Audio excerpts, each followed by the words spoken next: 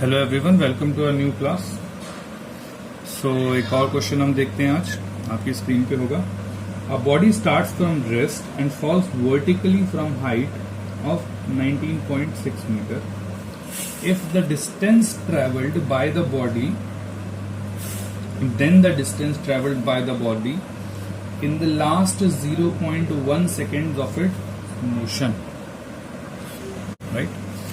तो ध्यान से देखिएगा कि हमें क्या बोला गया कि मेरे को एक बॉल ली हमने और उसको छोड़ दिया गया।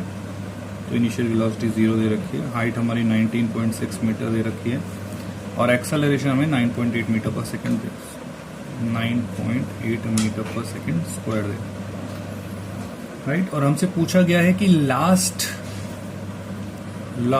0.1 सेकेंड के अंदर उसने कितना डिस्टेंस ट्रेवल किया। Body starts from rest and falls vertically from height 19.6। If g is 9.8 then the distance traveled by the body in the last 0.1 second. अब सबसे पहले हम ये देख लेते हैं कि एक्चुअली टोटल इसको हाइट ट्रेवल करने में कितना टाइम लगेगा। तो ध्यान से देखें, तो हमें क्या इनिशियल वेलोसिटी हमें दे रखी है, डिस्प्लेसमेंट 19.6, तो क्या माइनस 19.6 मीटर हो जाएगा। इसके बाद टाइम हमें निकालना है, एक्सेलरेशन मैंने भी बताया तो माइनस ही लेते हैं, तो 9.8 दे रखी है, तो माइनस 9.8 मीटर पर सेकेंड स्क्वायर। ध्यान से देखिए, इसमें फाइनल वेलोसिटी की अभी तक कोई बात नहीं है, तो हेंस फॉर्मूला क्या लगेगा, s is equal to ut plus half at square. इसको देखते हैं, ध्यान से देखिएगा। तो minus 19.6 is equal to 0 plus half into 9.8 into T square. तो minus 19.6 multiply 2 is equal to minus 9.8 into T square. Minus से माइनस कट गया, 9.8 टूजा होता है, 2 टूजा 4, तो टी स्क्वायर 4 आ गया, तो टी कितना आ गया 2 सेकेंड्स। इसका मतलब बॉल को नीचे गिरने में 2 सेकेंड्स लगेंगे, पहली चीज तो ये।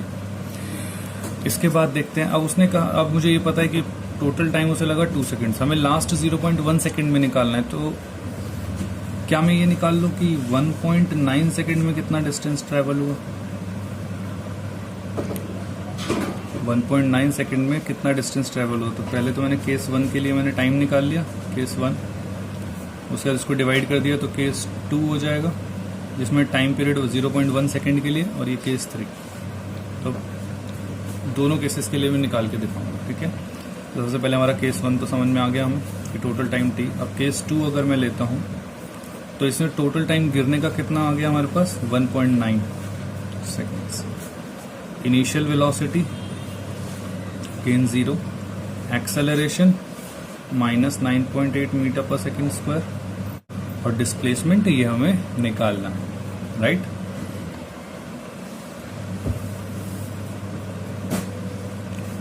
तो हम क्या कर सकते हैं, ध्यान से देखिए वापस से, S2 is equal to u2t plus half a2 t square.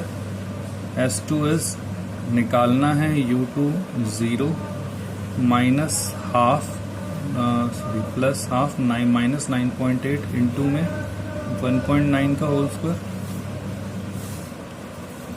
तो हाफ करेंगे तो माइनस 4.9 आ जाएगा, और 19 का स्क्वायर होता है 361, तो 3.61 आ जाएगा।